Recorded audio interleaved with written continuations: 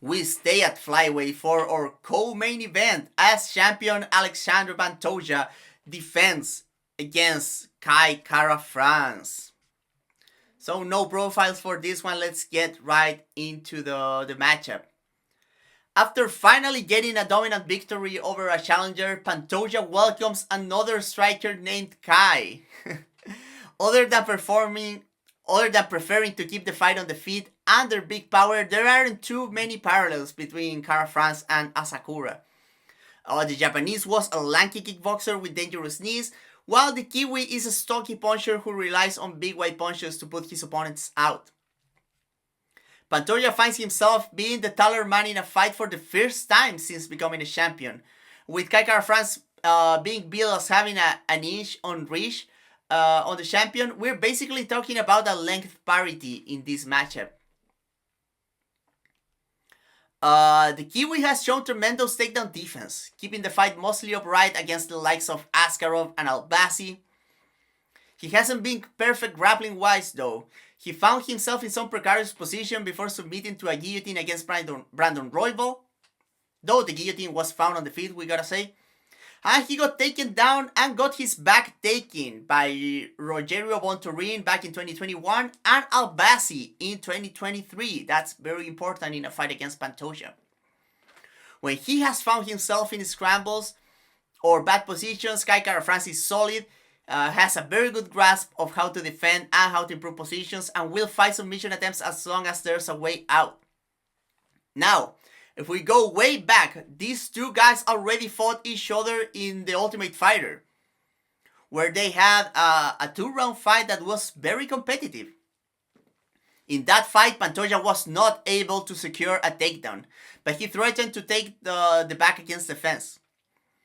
The Brazilian would end up winning the fight by reading and blocking most of Kara France's big punches and being aggressive with a kick-heavy approach. Punching into kicks has been a topic in the career of both fighters, and it might indicate that this matchup isn't as easily decided by the fact of Pantoja getting takedowns or not.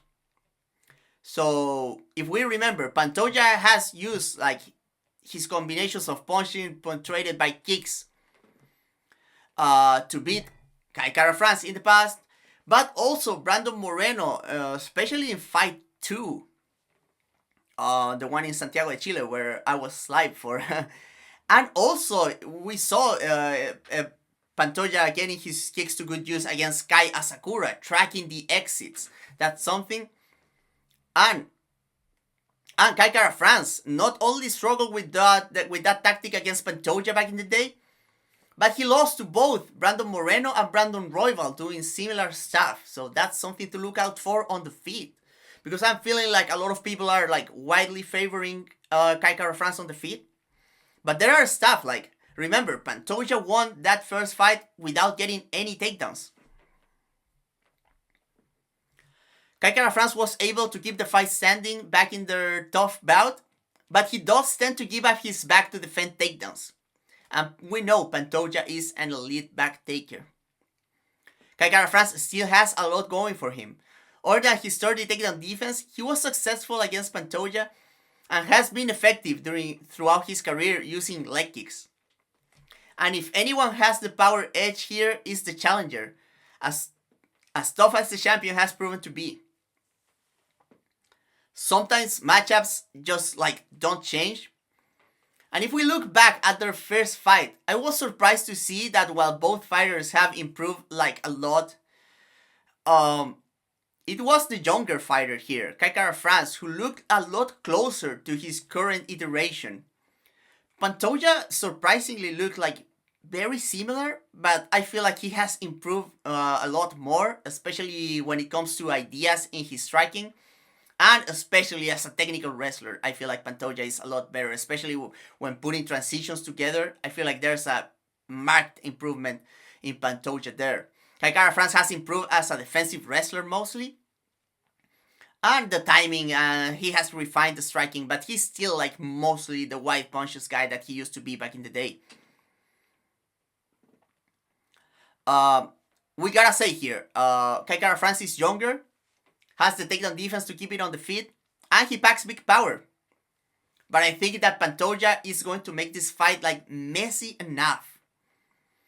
And I think that it's the kicking, it's the pushing back, it's his ability to just shell up and get a read on the big overhands of Kai Kara-France. I don't think that has changed that much, even though they fought so early in their career.